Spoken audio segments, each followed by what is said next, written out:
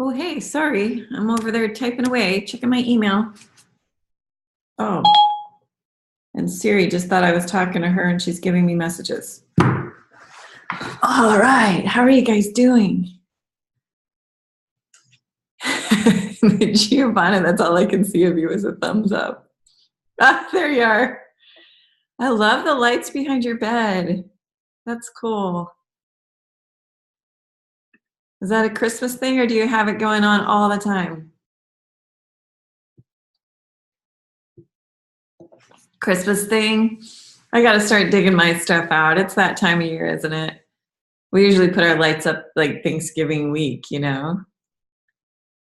So I'll probably wait, yeah, till the holiday. I gotta see if my video is working. Oh, you do it after Halloween, or you're on the ball. I'm really bad about decorating for any holiday other than Christmas. Like, you know how some people have their houses completely decked out for Halloween? I just never do that. And I never do Thanksgiving, or I just do Christmas. I don't know if that makes me, not very festive or what, but oh, Shelby, you put yours up right after Halloween too? Oh, maybe I should do that. Some people leave their lights up all the way through January. I always think that's kind of strange, but I like it too, it makes the holiday last longer. Christmas is my favorite one.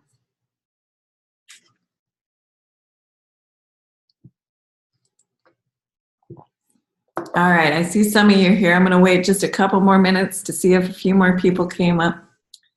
Yeah, I love the vibes too. And I know I do it every year. I always end up spending too much money because I like, getting presents for people and it's just kind of fun. And I like, making way too much food. The whole thing is just kind of fun. Hey, Zach, good to see you. Hey, Daniel, you made it. I didn't think you were going to make it. I think I saw an email that said you might not be able to come. Well, I'm glad you're here. No complaints. Hey, and just a quick heads up, I think everyone here has turned in. I know, I get depressed when it's over too. January and February are just plain hard. They need to come up with something for January and February because those are long months. Yeah, right. But I'm pretty sure, let me just check. I'm pretty sure that everyone here has turned in the rough draft to the short story. And I think I've done all of your rough drafts now. It took me a little while, but I have not gotten to your final drafts yet. So just hang in there. I'll get them done. It takes me, well, some of your short stories were like 7-8 pages long, so it does take me probably half an hour to work through one. So it just is time, but I will get there, I promise. But go ahead and start the poetry unit. Oh, I did want to say, so this is something Emma brought to my attention. I excused you for all the screenwriting stuff if you chose to do poetry, or the other way around, depending on what you chose to do.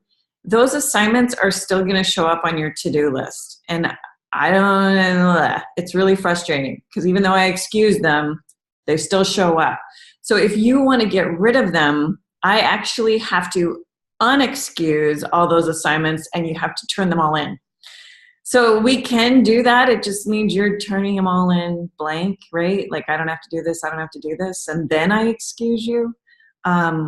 So it's up to you. But if that's what you want to do, let me know. I know Emma already contacted me, so I'm just going to unexcuse those assignments, and then she'll have to turn them in. But, I mean, if you do that, then they come off of your to-do list. So I guess if you're trying really hard to keep that to-do list clean, right, and up to date, then you're going to want to have me unexcuse them, and then you turn them all in blank, this is a terrible system, but I don't know how to get them off your to-do list otherwise, unless someone has a better suggestion.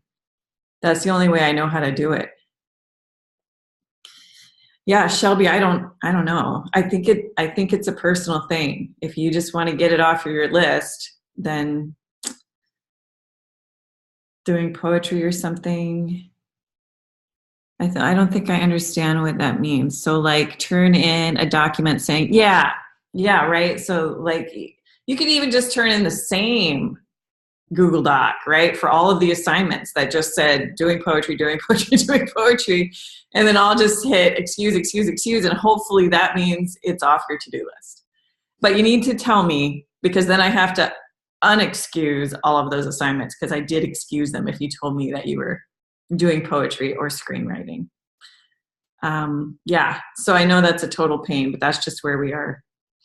Okay, so we are starting poetry, so we're going to talk about that a little bit today. And then I do want to give you a heads up. We will have a virtual session next week, but Thanksgiving week we won't, because we don't have school Wednesday, Thursday, or Friday, and this just happens to fall on a Wednesday. So Thanksgiving week, there won't be a virtual session, and I'll make sure that that's clear in the class too, so you don't forget and try to show up. All right.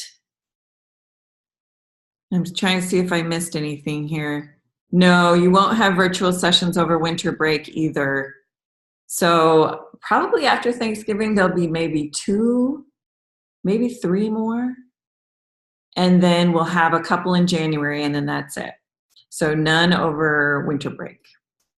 Yeah, that's right, Daniel. I wouldn't make you come to school if you were supposed to be on a holiday. That wouldn't be fair to you or me. Oh, well, Shelby, and that's a really good point. So I just noticed in my mentor seminar class, the goal setting sheet that you turn in on Fridays, it was due this Friday, but you don't have school this Friday. So if that's the case in your mentor seminar class, maybe tell your teacher, hey, I didn't think we had school on Friday. Can I turn this in Thursday and, get it off my to-do or whatever? And maybe they can change it, but you shouldn't have things due on Friday, though we may be late on that. So I don't know, you may just end up having some due anyway. All right. There isn't school on Friday, right?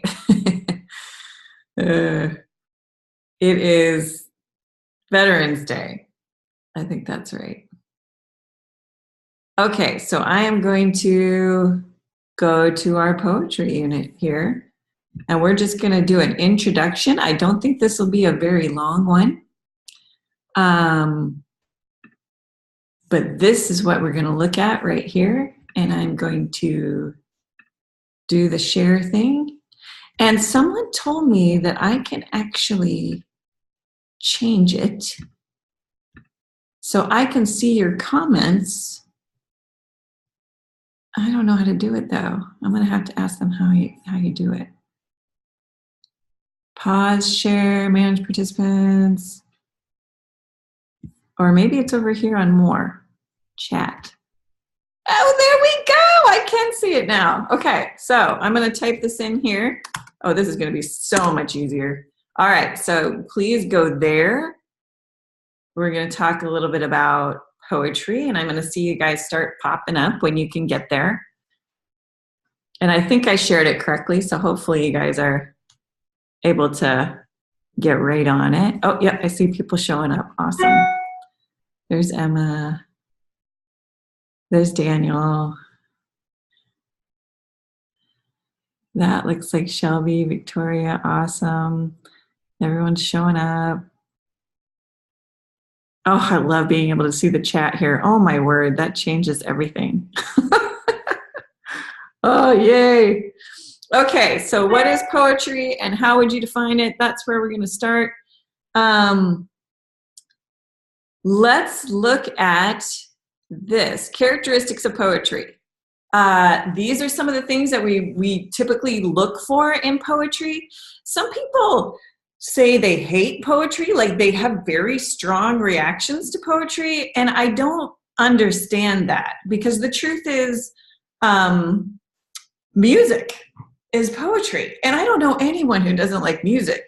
And like, even if you like rap or hip hop or, rock, all of it is really poetry. I mean, it has meter, it has rhythm to it. A lot of times it rhymes, it has figurative language. So to me, it's like, if you say you don't like poetry, that's like saying I don't like music. And I mean, That seems ridiculous, right? Everyone likes music, even if it's different types of music. I guess I would say if you like classical and that doesn't have words to it, so maybe there isn't poetry in classical, but otherwise, if there's music, you're probably gonna like poetry. So it does have a meter, and what does that mean? That means it's got a specific syllable count. Not all poetry does, but like if you've ever read anything by Shakespeare, like if you've read uh, any of his sonnets, or even any of his plays, like Romeo and Juliet, or you know, Hamlet, To Be or Not to Be, it's got a specific syllable count per line. So if you write a sonnet, and you will be asked to write a sonnet this year, it will have a specific syllable count per line, and that's the meter. So we'll talk a little bit more as we get into it, but that's just an introduction that sometimes poetry has that. A lot of times it has alliteration, which is repetition of consonant sounds. So you guys know those tongue twisters, like Peter Piper picked a peck of pickled peppercorns, or whatever that is. That is a repetition of the P, P, P, P. That's alliteration. And the same thing can be said for assonance, and that's the repetition of vowel sounds. And if you use those things, a lot of times you get this sort of sensation in the writing, yeah, I don't know how to describe it other than saying poetic feeling, and it's because you're repeating those sounds, and they become familiar, and they become a constant. One thing I want you to be really careful for as we start this unit is using concrete images. This sometimes can be really hard for students in poetry, and you'll find that I make this comment on your poems all the time. I want to see it. I want to see it. A lot of times, you know, in poetry, we talk about emotions. The poetry is full of emotions, and it's such a great way to get our anger out, or our depression, or our sadness, or even happiness or joy. But then we'll say things like, I was so depressed, you know, my soul was empty. These are not concrete images. I can't see that. I can't picture that, right? I can't picture I was so depressed. What does that look like? But if you say things like, I couldn't get out of bed, right? Or my eyelids were so heavy. These are things I can see. And then I start to think, I know exactly what that person's describing, and I can picture it, and I'm with you. So think about that when you're writing. You know, try to avoid words like soul or empty, or the word thing.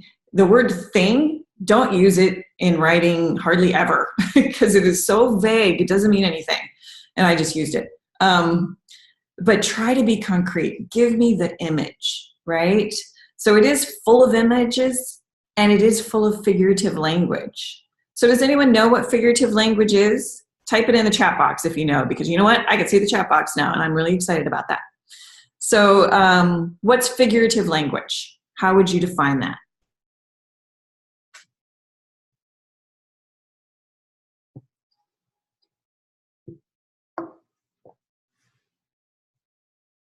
I'm going to wait for 3 more seconds. I don't see anyone defining it yet. So a lot of times figurative language is like similes and metaphors. So if I tell you figurative language is similes and metaphors, can you define a simile or a metaphor?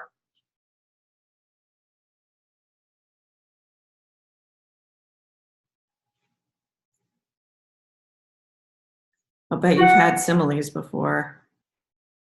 I'm getting all these emails. So I'm going to make this a little smaller so I can add more here. Similes, as, very good, Victoria.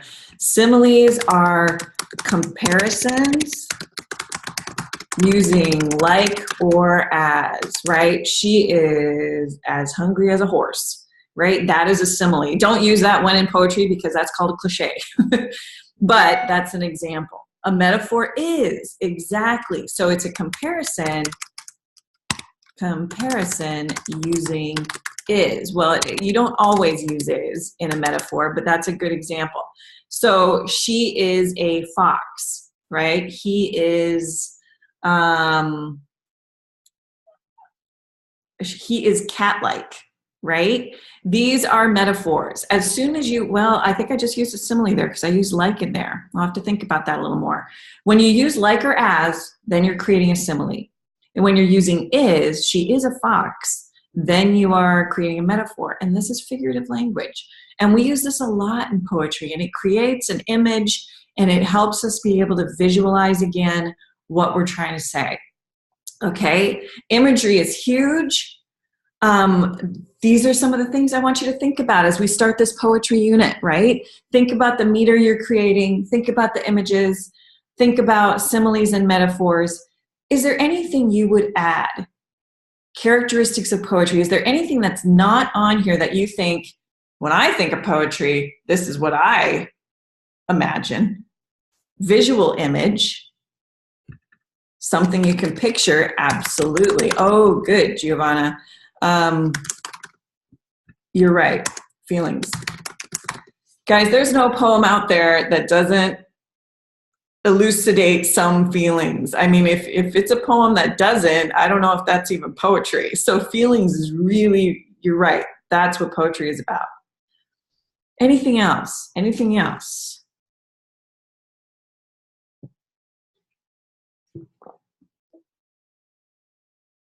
That's good. I mean, we're going to go with that. So I'm going to read a really short poem here, actually a couple of them, just to give you an idea. Connection and relating to the poem. I think that's really true, Emma.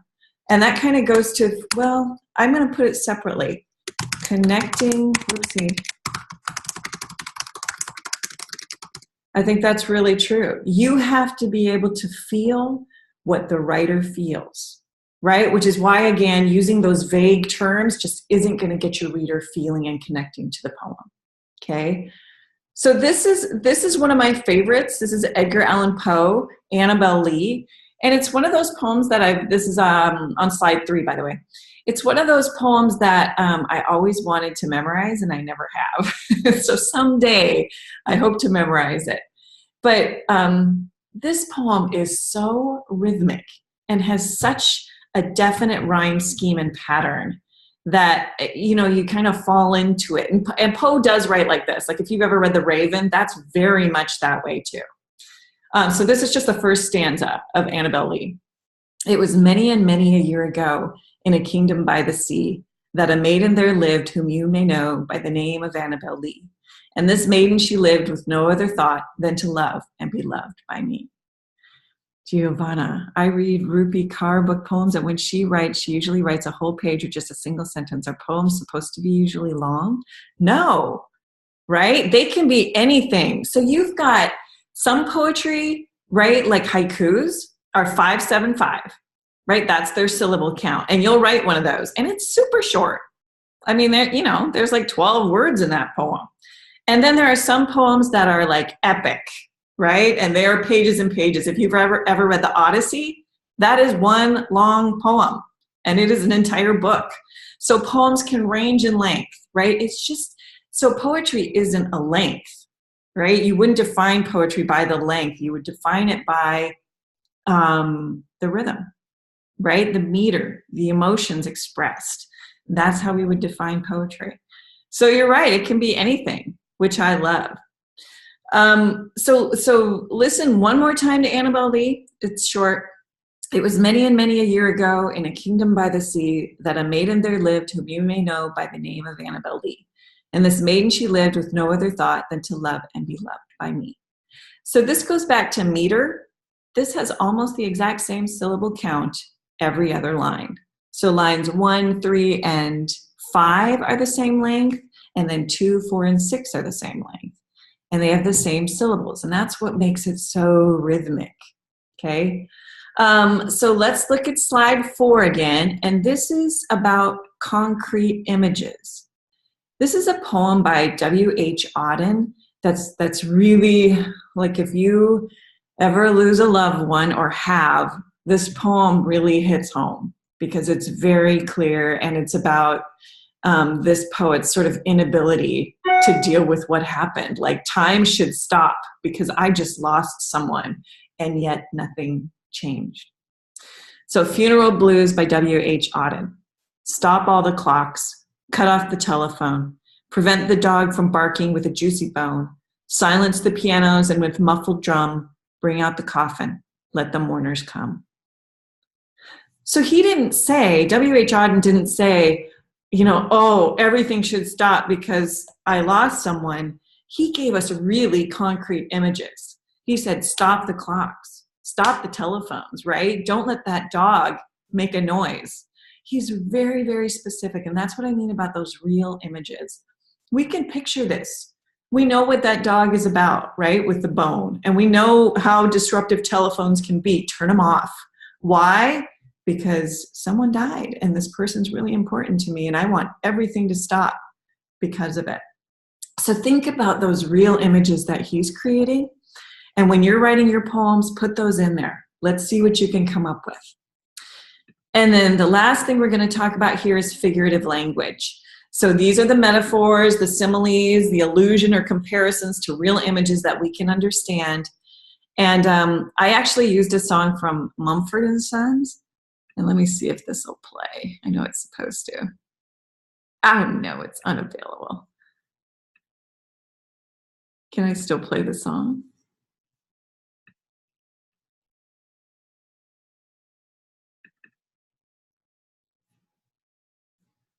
No, it is not going to work for me. Darn it. Let's try this. Hopefully you can still see it. Oh, it's been moved. No wonder. All right, let me go back a minute. So I don't know if you guys are familiar with Mumford & Sons.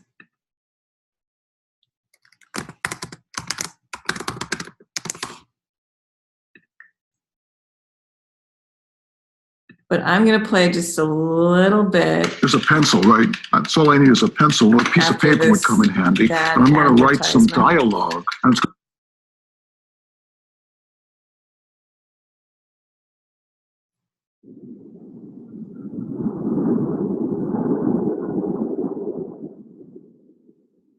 Is this an ad too?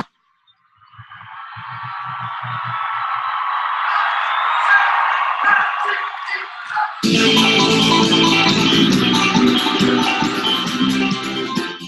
you guys hear this?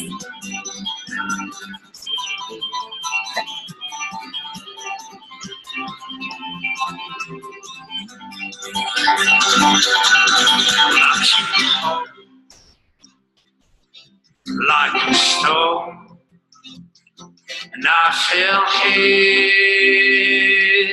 into your arms. These days of dust, which you know will blow away with this new sun. And I kneel down, wait for now. And I kneel down, oh my God. And I will. All right. Well, if you want to go back and look at that song a little bit more, all of the images at the very beginning of the song are metaphors or similes. It is figurative language. And there are lots of songs like this. To me, music is inspiring for poetry writing, right? It makes me feel emotions too.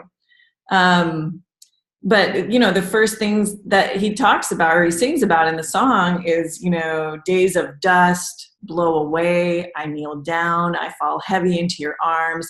These are all images. And they're powerful. We can see them, right? He talks about being compared to a stone. And that's what we want. That's what we want when we write our poetry. And if you need inspiration, go to your favorite songs, listen to them, right? What are the similes and metaphors that they're writing about? And how can you use that same kind of sensation? All right, number 6. This is what we're going to do today, okay? I want you, first of all, think of the color blue. So I know I made all these slides blue today, and there was a purpose in that. Think of the color blue, what it makes you remember, what it makes you feel. So just take a minute right now, okay? Just take a minute to think about what is blue?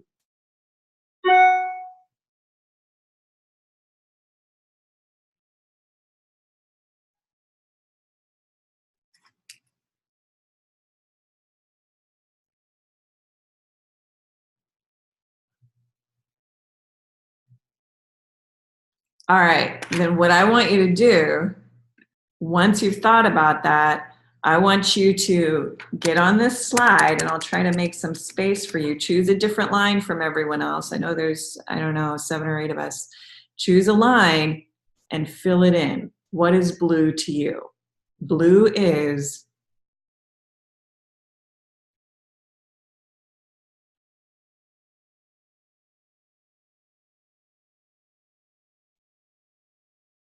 the sky. Yeah.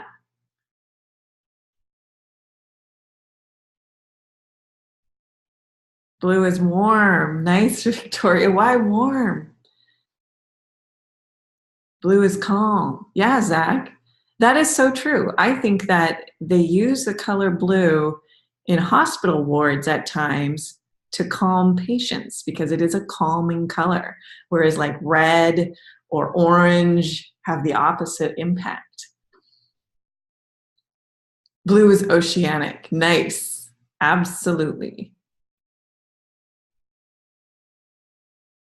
Yeah, I had sky too, though I put summer sky. Because like the sky right now, if I look outside, it's not blue. It's like a weird light gray color. Comforting and homey. That's the feeling you get from blue. Nice. Blue is sad. It is. That's right, Giovanna. Blue is the sadness from crying. It is. That's why we say we sing the blues. The blues aren't about happiness and lightness and pride. It's comforting. Nice. So I want you to think about that, right? Think about what you chose here and whether or not you can keep going with that image or that feeling, or if you want to change it up, and that's okay. And then take a look at slide 7 a minute. Take the sentence you started. Looks like I didn't take the poem off this one. And I want you to choose one of the slides below that's blank and fill it in like this one. So this was actually a student's from last year. But so what I want you to do is fill in these. There are 5 prompts. Blue is because, when, where, and only if. So this person wrote, blue is Christmas away from my family. And I can actually, I know what that feels like really well, so I get it. Because the loneliness settles in, cold and dark and deeply blue.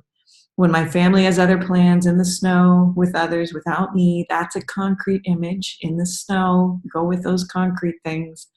Where I'm here in a rainy city with too many cars, all filled with people I don't know, only if family were closer. So this is what I want you to do. I want you to try to be as concrete as possible. What is blue? Because, when, where, and only if. All right, so find a slide. Let's see what you can do. And I promise I'll try to be quiet, though it's hard for me, especially when I start reading your awesome stuff.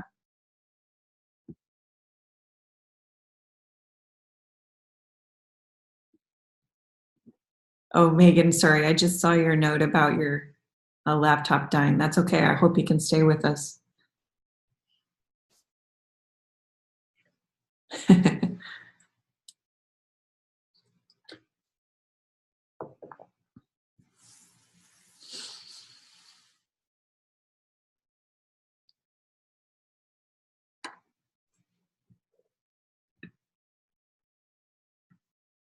Oh, and by the way, don't forget to put your name on your slide.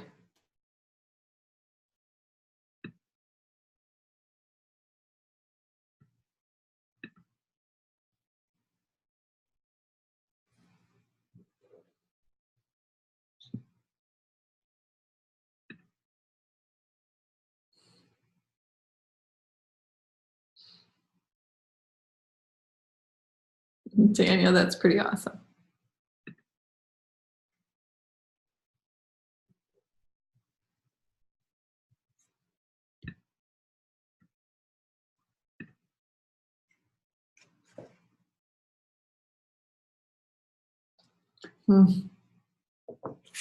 Wow, Giovanna. That's an incredible image right there. Very concrete.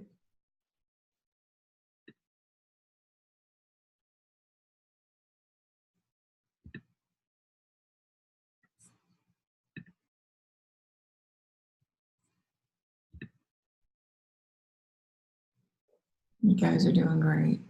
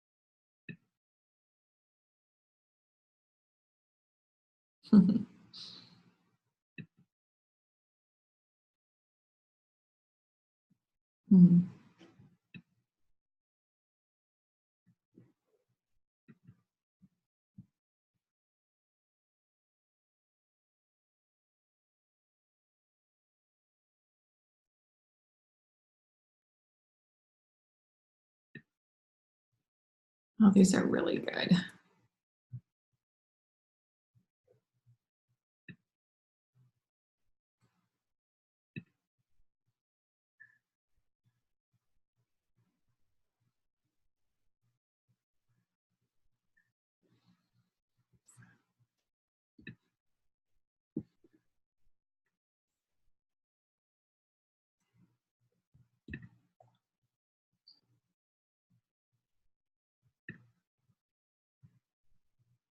Oh, Zach, that's a great image. Drifting in a kayak. That is concrete. Very nice. Soft blue blanket, Emma. Another concrete image. Excellent. No bears come to visit Daniel. That's a very fun image too, though yours feels a little lighter than some of these others, and that's good. We need lightness sometimes. Back at my home island. Nice, Victoria.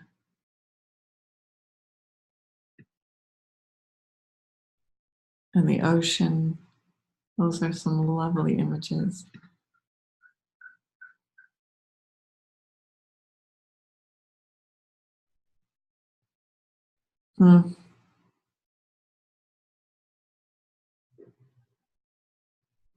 Giovanna, that's very concrete, very real.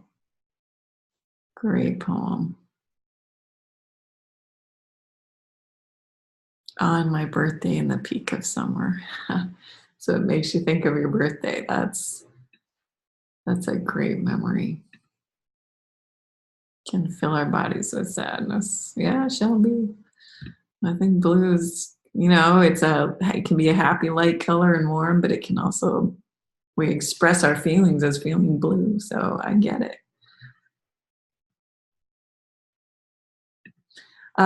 When you're done, if only I had my fishing pole.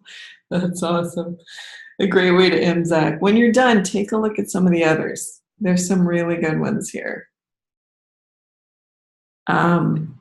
And once you've taken a look at someone else's, you're free to go. This is a pretty short one today.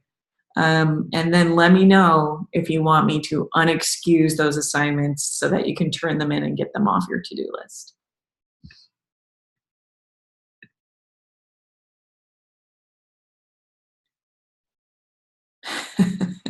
Daniel, I have blueberries growing in my front yard, but my dog eats them. A stinker.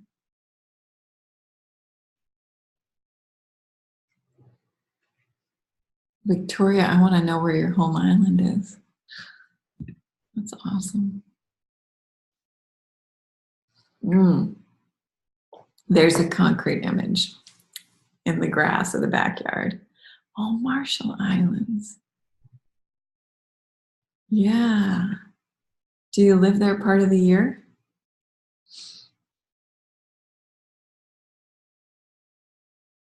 Yep. Daniel, when you have completed your poem, you are free to go. You too. Thanks for coming. I was glad you could make it. Oh, you go each summer. Okay.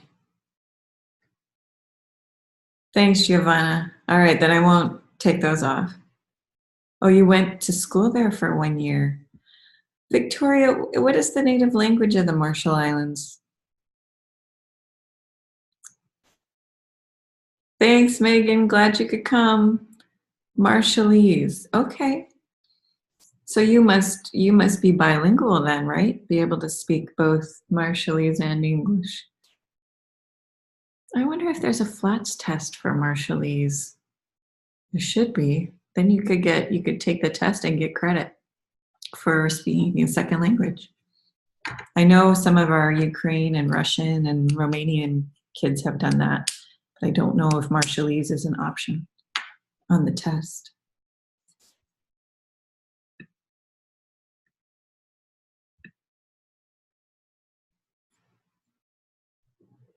All right, nice job, you guys. I see a couple people still wrapping up. Do let me know. Oh, my mom's job is to grade Marshallese language tests from students. Have you taken the test? Have you taken the flats test?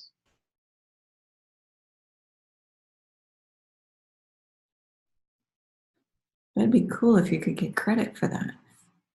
I think some students can get as much as 2 credits by taking that test and passing it.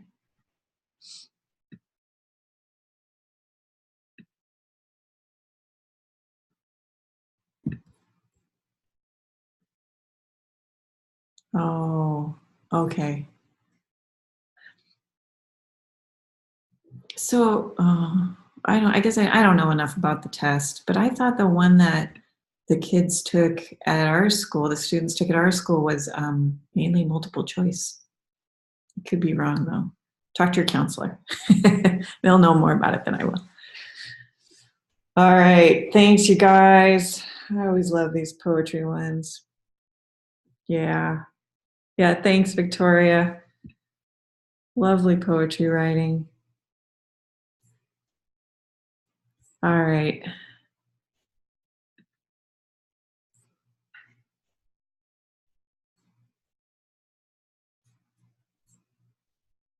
Okay, and I finished. It's but okay. That's okay, Shelby, right? I kind of put you on the spot. And good poetry takes time, so no problem. Keep writing. All right, I'll see you later.